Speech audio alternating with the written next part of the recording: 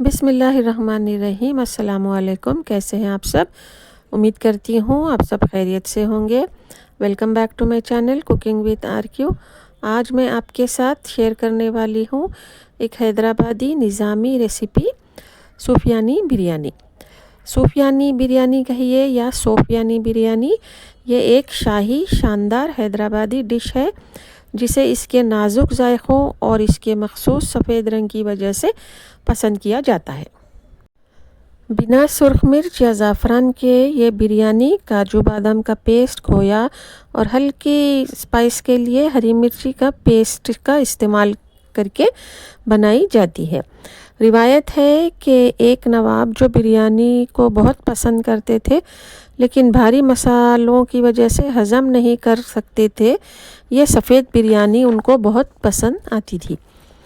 ये जायकेदार तो है ही, साथ ही पेट पर हल्की होती है कम मसालों की वजह से। हैदराबादी खानों की एक ख़ास डिश है सूफियानी बिरयानी, जिसको सफ़ेदा बिरयानी या सफ़ेदी बिरयानी के नाम से भी जाना जाता है। तो चलिए शुरू करते हैं इस हैदराबादी निज़ामी सूफियानी बिरयानी बनाना। इसके लिए किन किन चीज़ों की ज़रूरत है और यह कैसे बनती है, चलिए देखते हैं। इंग्रेडिएंट्स की लिस्ट मैं नीचे वीडियो के डिस्क्रिप्शन बॉक्स में डिटेल लिस्ट दे दूँगी, वहाँ से आप देख लीजिए। वीडियो में भी जैसे जैसे हम वीडियो बनाते जाएंगे लिस्ट का इन्फॉर्मेशन मैं देती जाऊँगी। तो चलिए शुरू करते हैं। इस बिरयानी में वैसे तो मसाले नहीं पड़ते हैं, लेकिन मैं टेस्ट को थोड़ा एनहांस करने के लिए थोड़ी सी क्वांटिटी में मसालों को शामिल कर रही हूँ।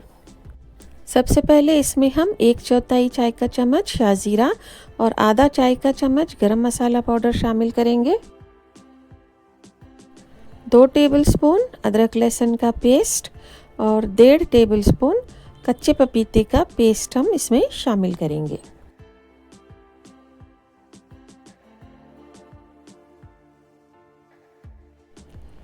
अब हम इसमें 3 से 4 टेबलस्पून देसी घी शामिल करेंगे।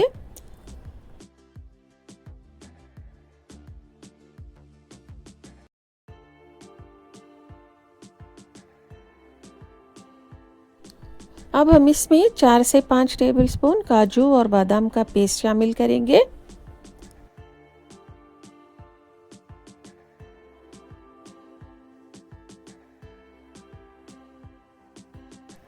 आधा कप दही शामिल करेंगे। अब हम इसमें हरे मसाले का पेस्ट शामिल करेंगे। हरे मसाले का पेस्ट में मैं 6 से 7 हरी मिर्च तेज़ वाली ली हूँ और 2 छोटे बंच कोतमीर के और 1 बंच पुदीने का, इसका बारीक पेस्ट करके इसमें शामिल करेंगे। रेसिपी की रिचनेस बढ़ाने के लिए मैं यहाँ पर 100 ग्राम खोया शामिल कर रही हूँ। आप कम या ज़्यादा कर सकते हैं, या फिर आपको पसंद नहीं है तो खोया मत डालिए। अब हम इसमें 1 नींबू का जूस शामिल करेंगे और 1 मुट्ठी भर कोतमीर पुदीना बारीक चॉप किया हुआ इसमें शामिल करेंगे।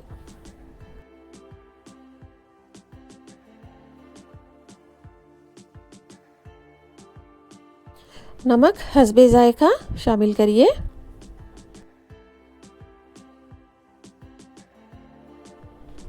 अब यहाँ पर थोड़ा सा और एनहांस करने के लिए फ्लेवर में 3 टेबलस्पून फ्रेश क्रीम ऐड कर रही हूँ। आपके पास अगर फ्रेश क्रीम अवेलेबल नहीं है तो आप दूध के ऊपर जो मलाई हम निकाल कर रखते हैं उसको भी आप 3 टेबलस्पून इस्तेमाल कर सकते हैं। अब ये सारे इंग्रेडिएंट्स को गोश्त के साथ 4 से 5 मिनट तक अच्छे से उसको मिक्स करेंगे ताकि सारे मसाले जो है गोश्त को अच्छे से कोट हो जाए। यहाँ पर मुझे घी थोड़ा सा कम लग रहा है, मैंने घी को पहले से निकाल के रखा था, सारा नहीं डाला था। अब वो घी हम इसमें शामिल करके 1 से 2 मिनट मज़ीद उसको मिक्स करेंगे और अखनी को ढककर रख देंगे। अखनी को हम ढककर 10 से 15 मिनट तक रखेंगे। तब तक हम प्याज को फ्राई कर लेंगे। प्याज फ्राई करने के बाद हम प्याज को उसमें शामिल करेंगे। अच्छा चूर कर प्याज को अखनी में डालेंगे और थोड़ी सी प्याज हम बिरयानी के दम देने के ऊपर डालने के लिए रख लेंगे।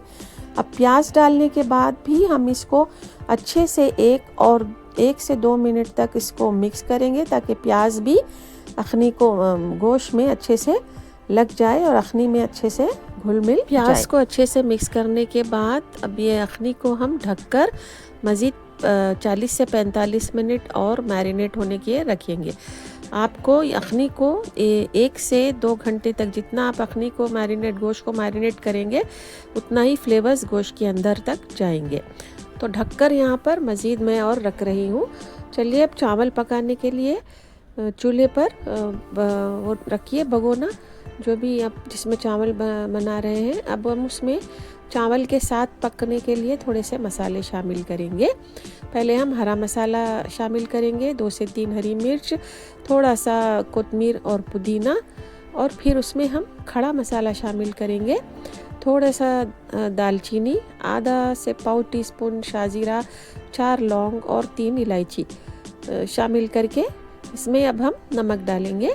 नमक हस्बे जायका चावल में देखकर डालिए, अखनी में भी हमने नमक डाला है। तो इसके बाद अब हम 2 टेबलस्पून कुकिंग ऑयल, जो ऑयल हमने प्याज तलने के लिए यूज़ किया था, वही ऑयल हम चावल में शामिल करेंगे। इसके बाद इसको ढककर अच्छा उबाल आने तक पकाएंगे। अच्छे से ये पानी उबल जाए तब हम इसमें आधे घंटे तक धोकर भिगोए हुए बासमती चावल शामिल करेंगे। बासमती चावल को कम से कम आधा घंटा भिगोकर पानी में रखना ज़रूरी है। आप 1 घंटा रखेंगे तो बिरयानी और ज़्यादा अच्छा पकेगी। डिपेंड करता है आपके चावल कितने पुराने हैं, उस हिसाब से आप चावल को भिगोकर रखिए। अब एक बार मिक्स करके हम चावल को पकने के लिए छोड़ देंगे। चावल को हम आधा पकाएंगे। चलिए बिरयानी दम देने के लिए लेयरिंग करते हैं। थोड़े से चावल मैंने नीचे रखे हैं, ऊपर से 2 टेबलस्पून ऑयल शामिल किया है और ये गोश्त की अखनी जो बनाकर रखे थे हम वो शामिल करेंगे। उसके ऊपर से जो 50% आधा पका हुआ चावल है उसको अच्छे से गोश्त पर फैलाकर सारे चावल डालने के बाद ऊपर से अब हम ऑयल शामिल करेंगे, वही ऑयल जिस पे हमने प्याज तल के रखा था। यहाँ दम पर मैं घी का इस्तेमाल नहीं कर रही हूँ, सिर्फ वो ऑयल का इस्तेमाल कर रही हूँ।